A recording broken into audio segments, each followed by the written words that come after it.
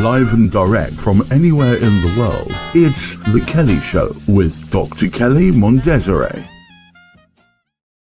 Hello and welcome back to The Kelley Show, real people with real stories in real time. And of course, I'm Dr. Kelley Mondesire, your host.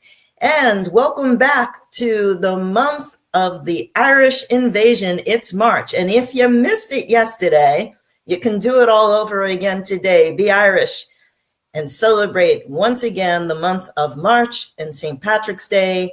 And today, around the world we go, we're going to Dubai. My very special guest will be with me right after a word from our sponsor. Be right back. This portion of The Kelley Show is being brought to you by White Wolf Advisory Services.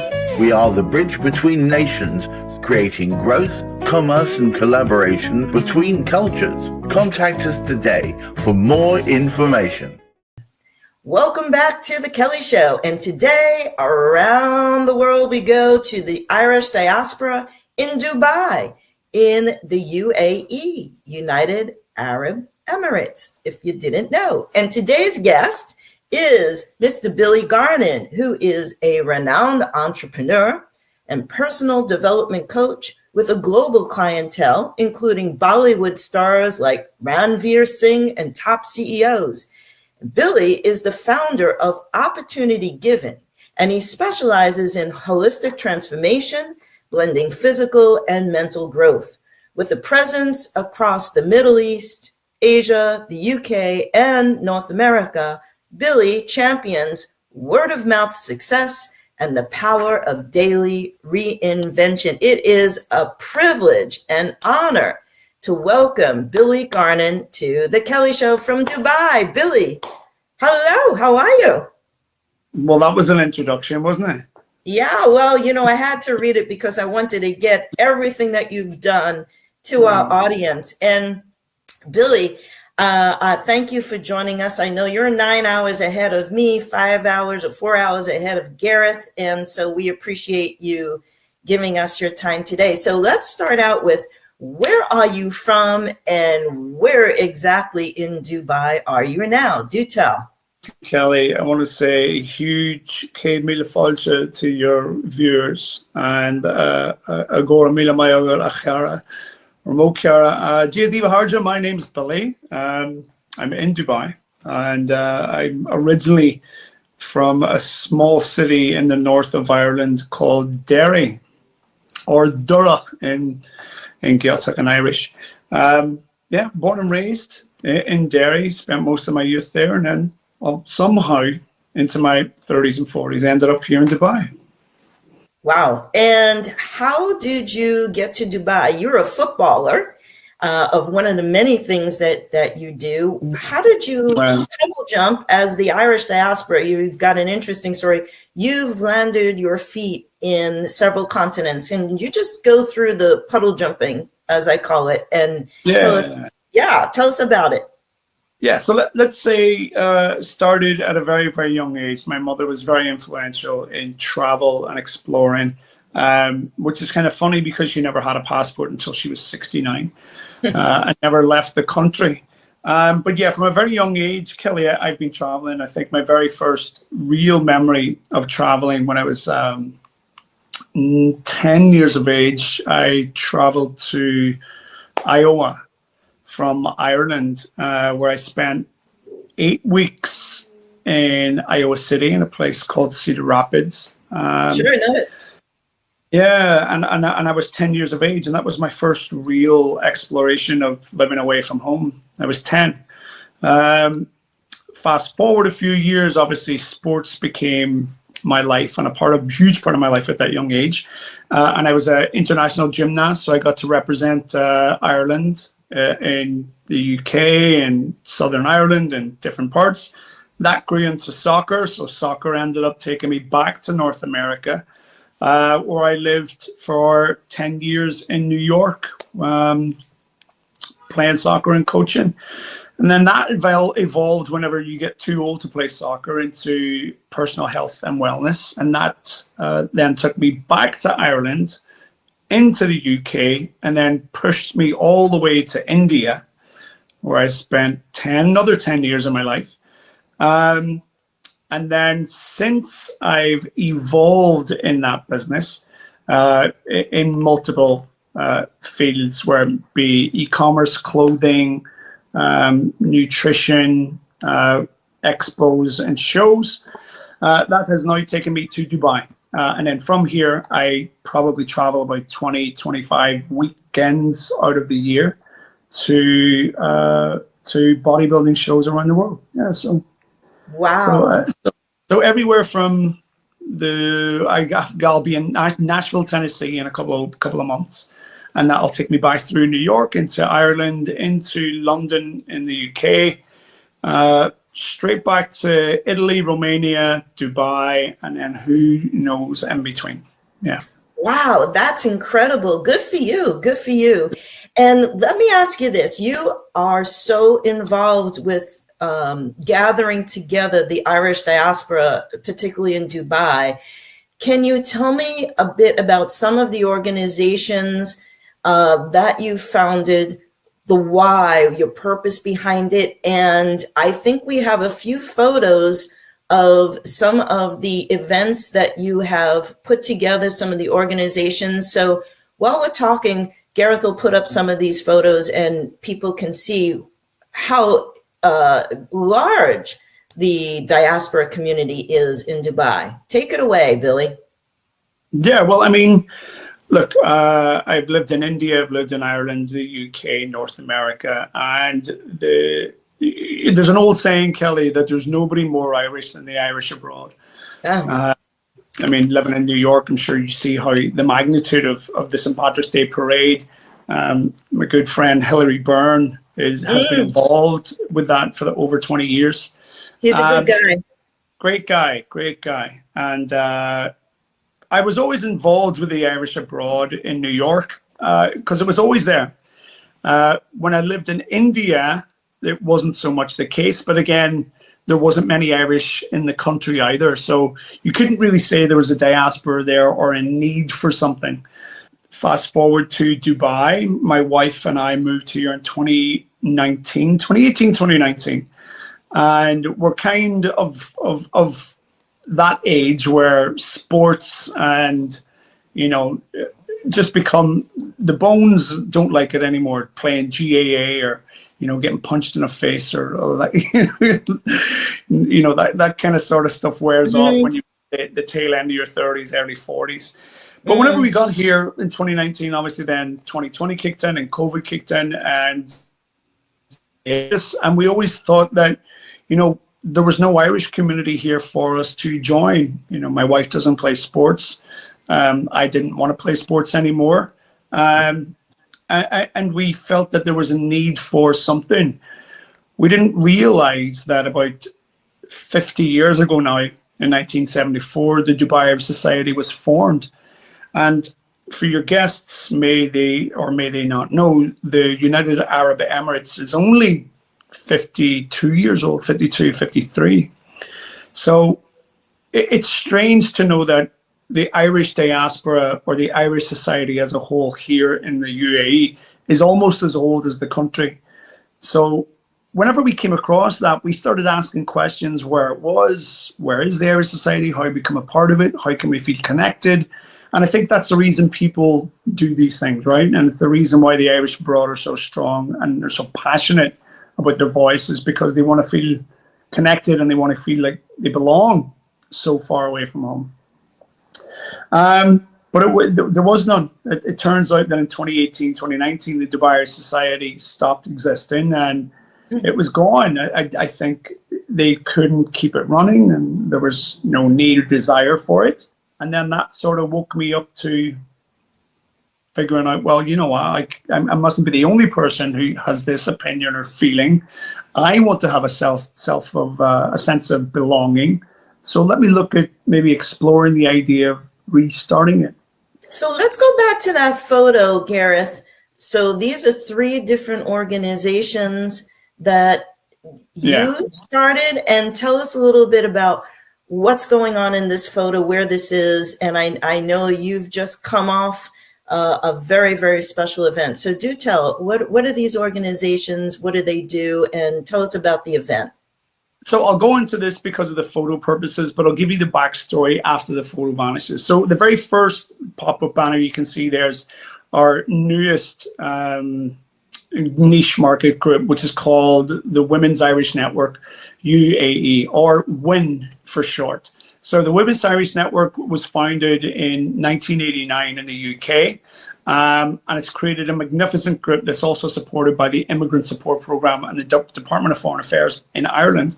And I always thought it was a really, really good idea to emulate and sort of replicate what they've created in the UK. Dubai is becoming such a fast emerging market with magnitudes and a plethora of industries. And women in the UAE are being championed who are running those industries, they're running those corporations. You know, maybe you have the stay-at-home mother, or the teachers, or the, you know, or the health industry is a huge one. And a lot of those women are Irish, and there's a great wealth of networks, but there was no Irish network. No, we have a Dubai Irish Mums Network, but the idea of that is you have to be a mum. But so what about the ladies who aren't mums yet? So after seeing the Women's Irish Network UK, we thought it was a good idea to bring in the Women's Irish Network UAE, which will cater for all Irish women, not just the mums. The second one you've seen in that photograph was the pop-up Gaeltacht. If there's any Irish viewers here, they'll know exactly what a pop-up Gaeltacht is where Irish fluent speakers go to meet and talk us Gaeilge, a couple of focal or a few words in Irish, just to sort of connect to home again. So we do that monthly. And then the last pop-up you've seen is another new group, which was launched February 22nd, called 732 Dubai Arts and Film, which is our newest exploration into artistic movement and culture, all based around Ireland and its artists. Maybe music, film, art exhibits. That's where that came from. We did an exhibit last year in October called The Spirit of Ireland. 16 artists were showcased from poetry, storytelling, music, and sculpture, and obviously art, so maybe photography or painting. And that grew into us creating this group called 732. And 732 stands for the 7 Emirates of the United Arab Emirates, 2 counties of Ireland. So so now we have our own arts and film Irish group where we hope to create an Irish arts and film weekly event every year. That's wonderful. That's wonderful. So you've just had an amazing gala, and we have a photograph of you. Tell me about what's going on here. Who are these folks? Who participates? Where it's at, and what they have to look forward to when they relocate to Dubai. Yeah, well, hopefully we can continue to build on the ever-growing Irish diaspora here in Dubai. Currently, within the entire UAE, I think there's 12,150 passports registered here. So it's not a huge diaspora, but it is a diaspora, even though, you know, to call it a diaspora, I think you have to hit, maybe is it 50,000 or 60,000? But in this photo to the left is a gentleman called Michael McBrearty. Michael runs McCafferty's Irish Pub, which is the orangey yellow writing behind us. McCafferty's is a Donegal owned company, and for those who don't know where Donegal is, it's in the northwest of Ireland. And they've opened 4 or 5 outlets here in Dubai alone. And I believe they've one in Abu Dhabi, and they're exploring other parts of the Middle East as well too, I think, at least anyway. So Michael runs all of those venues all across the UAE. And then the guy that on the right is my good friend, Ian Freel. Ian runs Visual Edge, which is based in Strabane, Northern Ireland, which is also beside Derry. And Ian does all our signage and our back end and our graphics there. So Ian flew in for the weekend. He landed on Thursday. The event was on Saturday, and he just left on Monday. The event right here was the 2025 St. Patrick's National Day Gala. And you're probably wondering, either, first of all, the two ladies in the middle are known as Rose of Tralee. So again, for more Irish culture and heritage, the Rose of Tralee is a very, very long-standing pageant where ladies from all around the world go to Tralee in Ireland to compete to become the Rose of Tralee. And the girl to the left is the Dubai Rose, Ciara, and then the girl on the right is Brona, and she's the Wexford Rose. And then we have obviously our distinguished guests in and among them as well too.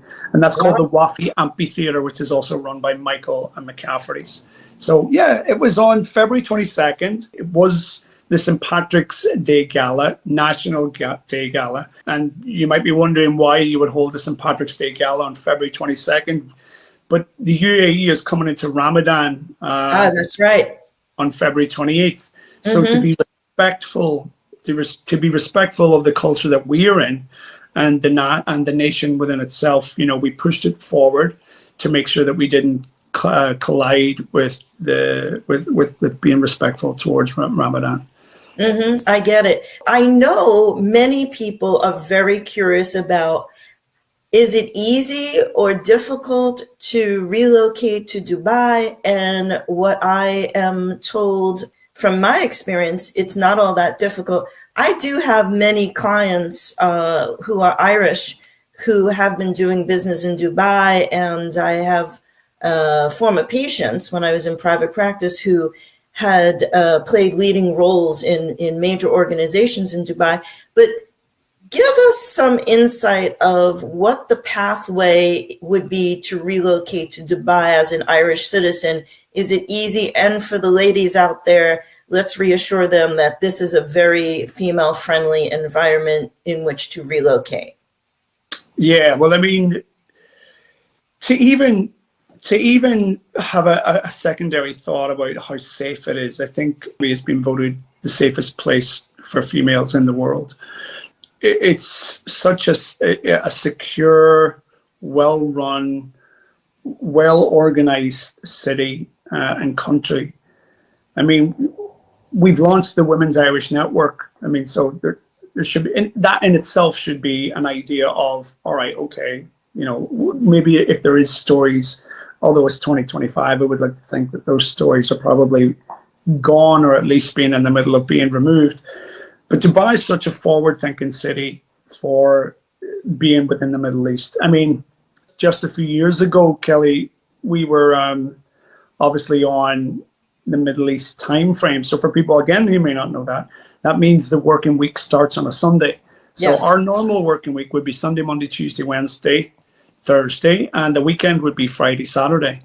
But His Highness Sheikh Mohammed changed that a few years back so that the working week is now Monday to Friday. So he conformed his entire city's way of working to suit that of the rest of the world, or what would be typically known as the Western business world. We have female cab drivers who are now driving on the roads in government taxis. There shouldn't even be a question around how safe it is for females here. It's beyond safe. As far as the transition, though, that could be questioned as in your industry. Does your industry allow you to suit the UAE? You can go to New York and you can probably fall on any industry in the world, but because we're in the Middle East, there's a lot of multi-nations here. I think there's 184 nationalities present in the city alone. And a lot of that is being taken up. I think 51% is Indian, which is, I think, number one. And then it goes through Pakistan, Sri Lanka, Bangladesh, the African nations, the Philippines. Filipinos take up a lot of service over here. And then you obviously have Western. You have North America, Canada, Russia and China are two big nations here as well too, along with South Africa, and then the Irish and the UK make up the rest of it. So it's a very multinational city, hugely diverse, fantastic for food and culture, amazing for events. It's a great city, but you would need to really do your due diligence and your research before even thinking about moving here, because it can be a little bit expensive. You know, there's no natural health care, which Gareth would know in the UK is called the NHS, that you can look after. It's all private health care. Some of it gets paid for depending if you have an employer or an employee. And yeah, housing and cars and fuel and insurance and food and all that stuff can be quite expensive depending on where you are, where in the city you want to be. Yeah, but so if you do your research, do it. But it's a great thriving city, to say the least. Thank you for sharing that. That's great information that young people and a bit older might want to have privy to if thinking about relocating to Dubai. Now, let me ask you this as a provocative question. I don't like that smile, Kelley. Huh? I'm dubious about that smile. You got that. Oh, no. All right. Now, I know you have higher and very large aspirations, and you've shared a little bit about those with me. And since we're both friends of Hillary Byrne, and shout out to Hillary, can you tell me, where do you see yourself in 5 to 10 years, and where would you like to see the Irish representation in Dubai? Because unless you are in the know, most people globally don't know there's a huge population of the Irish in Dubai. Yeah, well, I mean, look, the Irish in Dubai, as I say, it's no stranger to Dubai. I mean, we can go back to the 70s to find out that the royal family here are huge horse lovers in the equine industry. And whenever it came to His Highness looking for horses, he went to nowhere else than Ireland, right? So we have a huge wealth of Irish culture within the UAE, built within the tapestry, and it comes from the equine industry: horses, jockeys, the racing game. You know, the Irish in Dubai needs to have its place within government entities.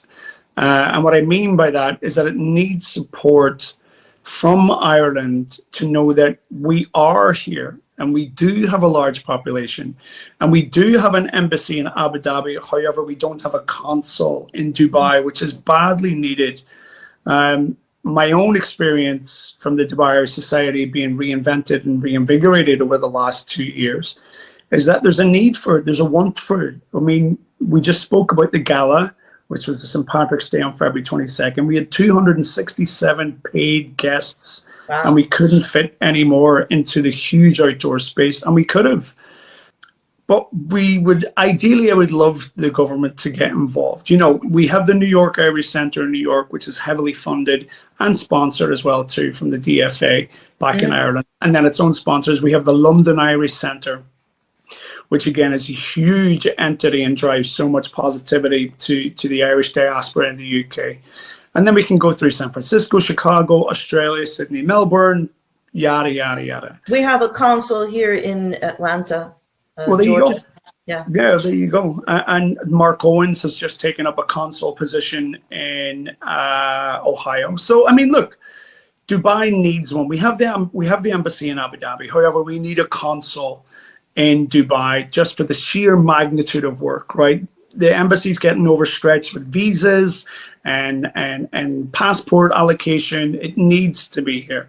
But beyond that, to give you an insight, you know, into what people thought Dubai was, and that was, you know, I'll come to Dubai, I'll stay 2 or 3 years, I'll make my money, and I'll go back home.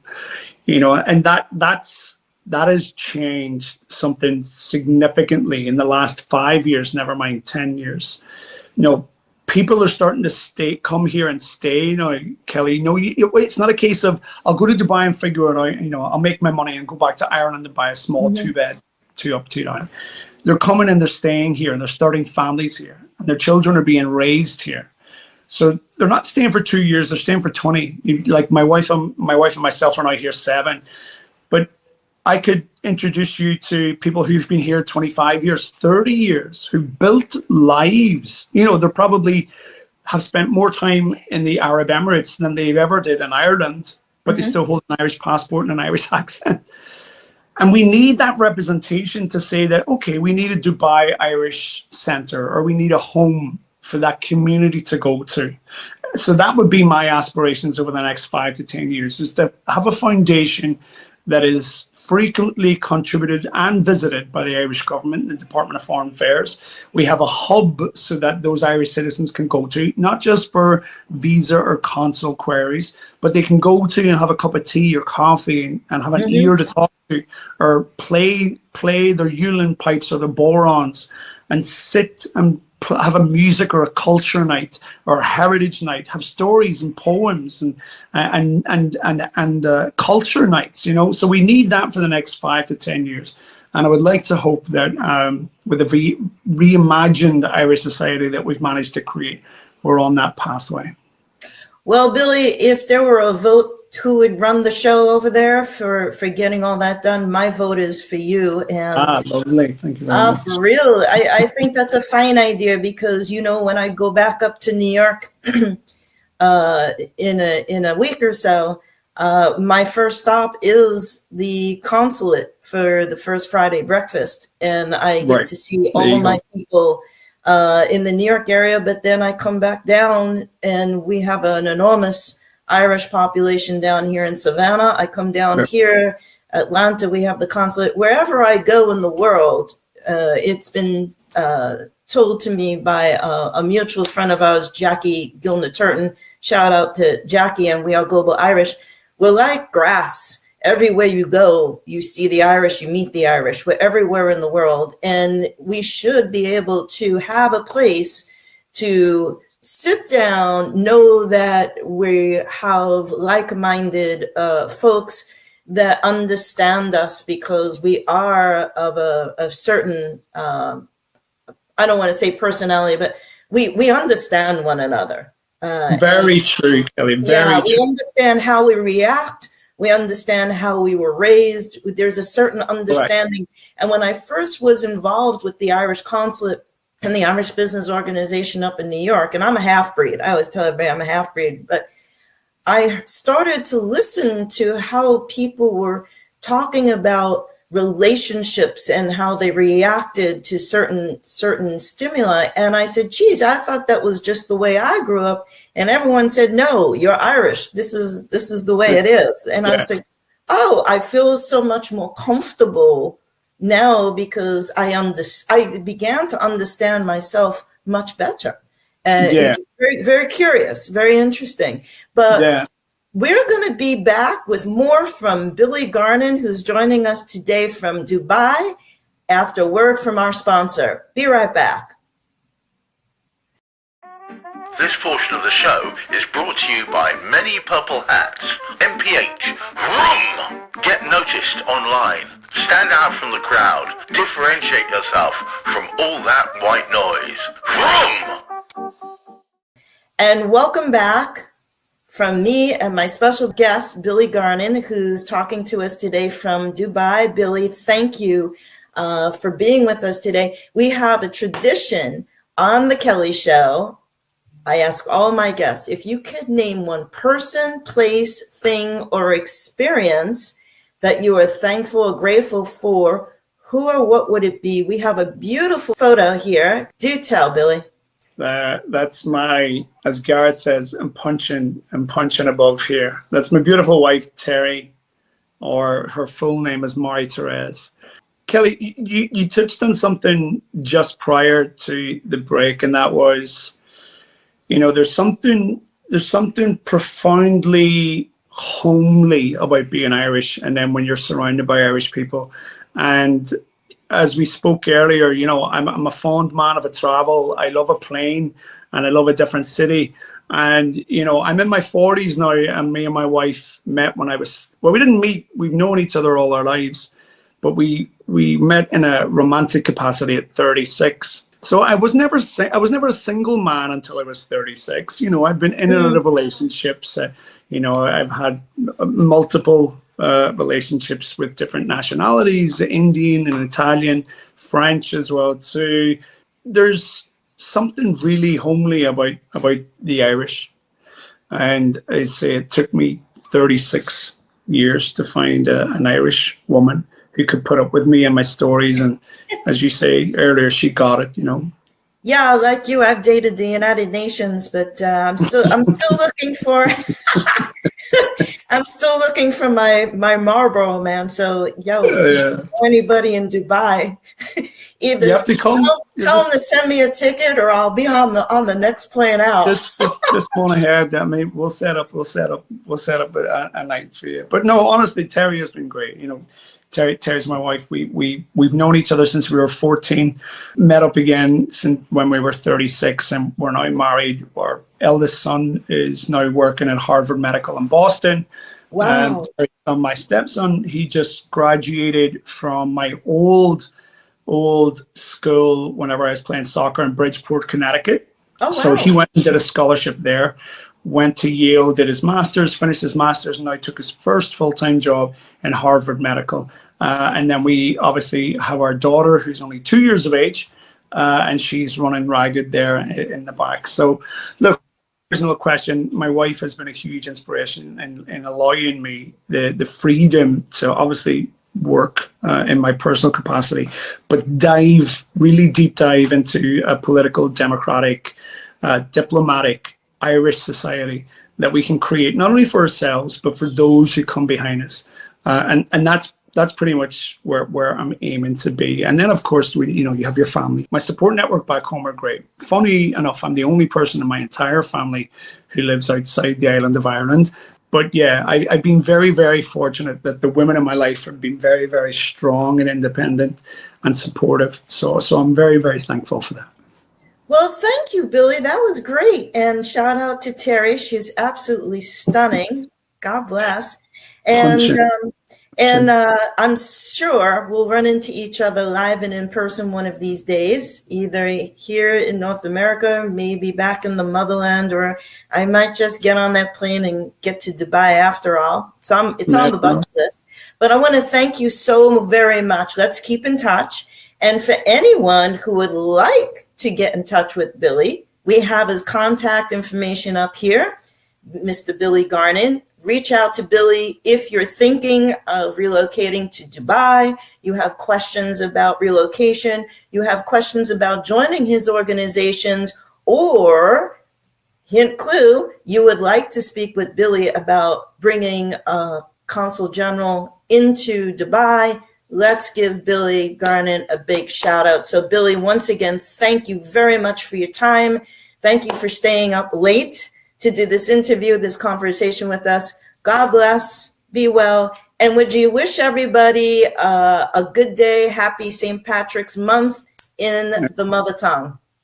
Well, I mean, if I could go into a full spiel, I would be. But listen, like, call me to my hug and a kid mila falsa, August Gramore, to all your listeners and your viewers and everybody that side of the water. And that just means 100,000 welcomes and big love from myself here in Dubai.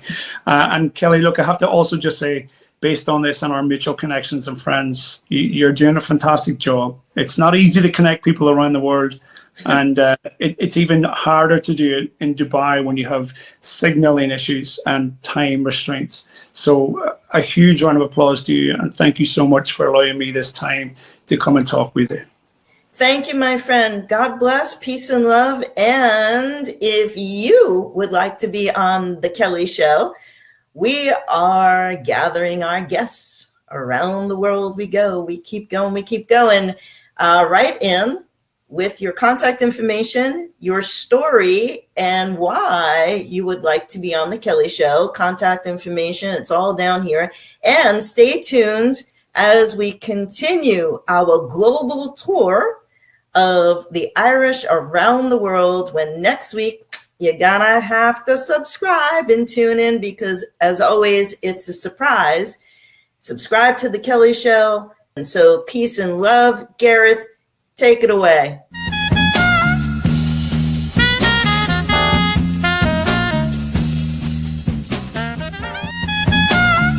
If you would like to be a guest on The Kelley Show, send us an email with your contact information, where in the world you are, and a brief description of the story you'd like to share today.